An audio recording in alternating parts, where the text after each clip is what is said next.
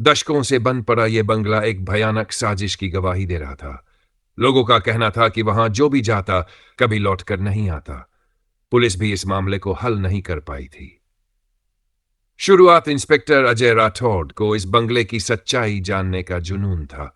एक दिन उन्हें गुप्त सूचना मिली कि वहां किसी गुप्त संगठन की गतिविधियां चल रही है। रात के अंधेरे में जब पूरा शहर सो रहा था, अजय अपने दो सिपाहियों रवि और सुरेश के साथ बंगले की तरफ बढ़े।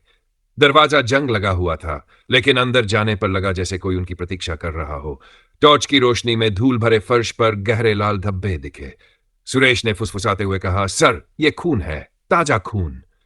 अचानक हवा में एक अजीब सी फुसफुसाहट गूंज उठी, जैसे कोई कानों में धीरे धीरे कह रहा हो, तुम लोग बच नहीं पाओगे, भूत या साजिश। अजय ने बंदूक संभाली और आगे बढ़े। एक कमरे में लकड़ी की पुरानी अलमारी थी। जैसे ही उन्होंने उसे खोला, अंदर से एक अधजला कंकाल गिर पड़ा। तभी पीछे से दरवाजा जोर से बंद हो गया। सुरेश और रवि दरवाजे को खोलने की कोशिश कर रहे थे, लेकिन तभी कमरे में एक परछाई उभरी। वह धीरे धीरे आकार ले रही थी, जैसे कोई अदृश्य शक्ति शरीर में तब्दील हो रही हो। वह एक औरत थी। अजय को अचानक याद आया कि यह बंगला कभी बिजनेसमैन विक्रांत वर्मा का था। उसकी पत्नी सिया रहस्यमयी तरीके से गायब हो गई थी और कुछ दिनों बाद विक्रांत ने बंगला छोड़ दिया था। लेकिन यह औरत इंसान नहीं थी। उसकी आंखों में गहरी नफरत थी। सच्चाई जानना चाहते हो? सिया की आवाज गूंज उठी। गुप्त सच। अजय को एहसास हुआ कि वे किसी आत्मा से नहीं, बल्कि एक बड़ी साजिश से टकरा चुके थे। यह बंगला मानव तस्करी और गुप्त हत्याओं का अड्डा था। विक्रांत वर्मा और उसके कुछ बड़े नेता लड़कियों को इस बंगले में कैद रखते थे, लेकिन जब सिया को यह पता चला तो उन्होंने उसे भी मार डाला। यह आत्मा सिया की नहीं थी, बल्कि उन मासूम लड़कियों की थी जो कभी इंसाफ नहीं पा सकी।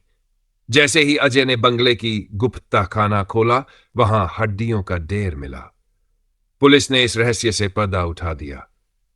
अंत या नई शुरुआत? बंगले की सारी दीवारें तोड़ दी गई और इस केस को सुलझाने के बाद इंस्पेक्टर अजय को प्रमोशन मिला। लेकिन एक रात जब वह अकेले अपने ऑफिस में केस फाइल को बंद कर रहे थे, उनके कानों में वही आवाज फिर गूंज उठी, अभी भी कुछ बाकी है। अजय ने तेजी से पीछे देखा, लेकिन वहां कोई नहीं था। अजय राठौड़ के दिल में एक अजीब सा संदेह घर कर गया था। वह रात की घटना भूल नहीं पा रहे थे। वह समझ नहीं पा रहे थे कि क्या यह केवल एक और केस था या कुछ और। हालांकि उसने सोचा कि शायद वह अधिक सोच रहा है, लेकिन कुछ तो था जो उसे परेशान कर रहा था। नया राज। कुछ दिन बाद अजय को एक और गुप्त सूचना मिली। रवि ने बताया कि उसे उस बंगले के आसपास कुछ संदिग्ध गतिविधियां नजर आई थीं। अजय ने बिना देर किए रवि और सुरेश को बुलाया और फिर से उसी स्थान पर जाने का फैसला किया। लेकिन इस बार उन्होंने एक सैन्य टीम को भी साथ लिया। अजय को अब यकीन हो गया था कि यह सिर्फ आत्माओं का खेल नहीं था, बल्कि एक गहरी साजिश थी जो अब तक बची हुई थी। जैसे ही वे वर्मा हाउस पहुंचे, उन्हें वही घना अंधेरा और ठंडक महसूस हुई। इमारत से अंदर घुसते ही उन्हें एक और खौफनाक रहस्य का सामना करना पड़ा। नई परतें। वे तहखाने की ओर बढ़े, जहां पहले कुछ खून के धब्बे मिले थे। इस बार वहां एक अलमारी में बंद लाशें पड़ी थी। कई औरतों की लाशें जिन्हें बहुत दर्दनाक तरीके से मारा गया था। लेकिन एक और चौंकाने वाली बात थी। अंदर पड़ी एक लाश को देख अजय के होश उड़ गए। वह लाश किसी विक्रांत वर्मा जैसी दिखती थी। रवि और सुरेश ने कड़ी मेहनत से जांच शुरू की। उन्हें पता चला कि विक्रांत वर्मा खुद एक बड़ा अपराधी था, लेकिन उसने अपनी मौत को खुद ही मंचित किया था। असल में वह कभी नहीं मरा।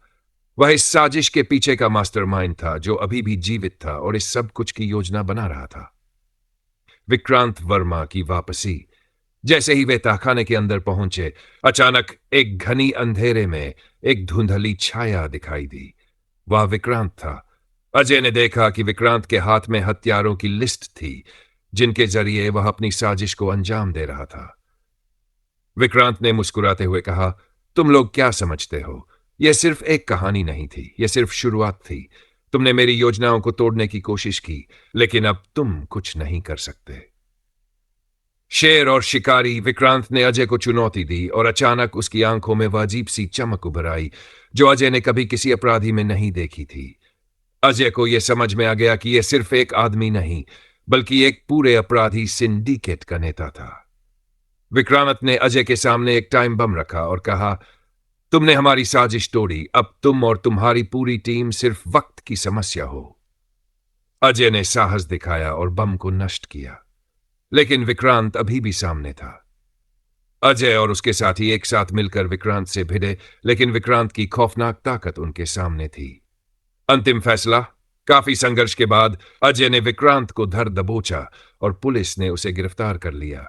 विक्रांत की साजिश के सारे पहलुओं को खत्म कर दिया गया, लेकिन वर्मा हाउस का रहस्य अब भी बना हुआ था। लोग कहते थे कि बंगले की दीवारों में विक्रांत वर्मा और उसकी आत्मा की छाया हमेशा रहेगी। अजय के मन में एक सवाल था, क्या यह सिर्फ एक शुरुआत थी या फिर एक और साजिश बाकी थी? अब अजय राठौड़ को यह यकीन हो गया था कि कुछ रहस्य कभी नहीं सुलझाए जा सकते, और शायद यह वर्मा हाउस अब भी अपनी गहरी छाया छोड़ चुका था। अजय राठौड़ ने विक्रांत वर्मा को पकड़ने के बाद उसे कोर्ट में पेश किया। वह समझता था कि अब इस केस का अंत हो चुका है, लेकिन उसकी आत्मा अभी भी शांति नहीं पा रही थी। वह अक्सर वर्मा हाउस की उन दीवारों के बारे में सोचता रहता था जो इतने गहरे रहस्यों से भरी हुई थी। नई मुसीबत। कुछ दिनों बाद अजय को पता चला कि विक्रांत वर्मा की गिरफ्तारी के बाद से उस इलाके में और भी गहरे अपराध होने लगे। एक एक करके पुराने रहस्य सामने आ रहे थे। शहर में लोग अजनबी घटनाओं का सामना कर रहे थे। कुछ लोग तो कह रहे थे कि विक्रांत की गिरफ्तारी के बाद से उसके शिकार अब और भी जटिल हो गए थे। अजय को यह समझते देर नहीं लगी कि विक्रांत का सिंडिकेट अब भी पूरी तरह से सक्रिय था। वह सिर्फ एक साजिश का हिस्सा था, उस साजिश में और भी लोग शामिल, और अब विक्रांत के जेल में होते हुए भी उसके साथी अपने अपराधों को अंजाम दे रहे थे। अजनबी खुफिया संदेश। एक रात अजय के घर में दरवाजे पर एक रहस्यमयी नोट मिला। उस पर लिखा था, विक्रांत सिर्फ एक मोहरा था, असली खेल तो अभी बाकी है, अगला शिकार तुम्हारी टीम होगी। यह संदेश अजय को और भी चिंतित कर दिया। उसे यकीन था कि यह कोई आत्मा का खेल नहीं था, बल्कि एक जाल था। विक्रांत ने अपने सिंडिकेट को अजय और उसकी टीम के खिलाफ इस्तेमाल किया था। अब यह साजिश और भी गहरी होती जा रही थी। नई पहचान। अजय और उसकी टीम ने छानबीन शुरू की। उन्होंने पाया कि विक्रांत वर्मा का सिंडिकेट पुलिस विभाग के अंदर तक फैला हुआ था। एक कपटी पुलिस अधिकारी ने अजय की सारी योजनाओं की जानकारी उन अपराधियों तक पहुंचाई थी। एक दिन अजय को एक बड़ा सुराग मिला जिससे वह उस सिंडिकेट के असली सरगना तक पहुंच सकता था। लेकिन जैसे ही वह उस ठिकाने पर पहुंचा, वहां उसे एक और मौत का संदेश मिला। साजिश का भूत। अजय और उसके साथी उस जगह पहुंचे जहां वह जानना चाहता था कि साजिश का असली चेहरा कौन है। लेकिन जैसे ही वे अंदर घुसे, उन्हें जमीन से उठती हुई चीखें सुनाई दी। वह चीखें विक्रांत वर्मा की आत्मा की नहीं थी, बल्कि उन हजारों बेगुनाह लोगों की थी जिनका उसने शिकार किया था। तभी अजय की आंखों के सामने वही धुंधली छाया फिर से दिखाई दी। यह विक्रांत नहीं, बल्कि एक और खौफनाक सार्वजनिक अपराधी था जिसने विक्रांत के बाद शहर में अपनी साजिशों को और भी जटिल बना दिया था।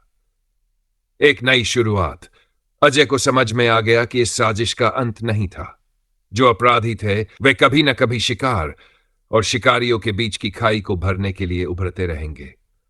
हर बार एक नई साजिश, एक नया भूत और नए खौफनाक संकेत सामने आएंगे। वह जानता था कि उसे इस अंतहीन साजिश का पता नहीं चलेगा, लेकिन उसके भीतर एक और खौफनाक सवाल था, क्या मैं इस साजिश को हमेशा के लिए समाप्त कर पाऊंगा या यह मुझसे ज्यादा ताकतवर है? अजय का दिल जवाब नहीं दे सका। वह एक ऐसा इंसान था जिसे अपनी सच्चाई की तलाश थी, लेकिन अब वह साजिश से बाहर नहीं निकल सकता था। क्या वह कभी शांति पा पाएगा? यह सवाल अब भी हवा में लटक रहा था, और शायद अजय राठौड़ का अगला कदम उस सवाल का जवाब होगा।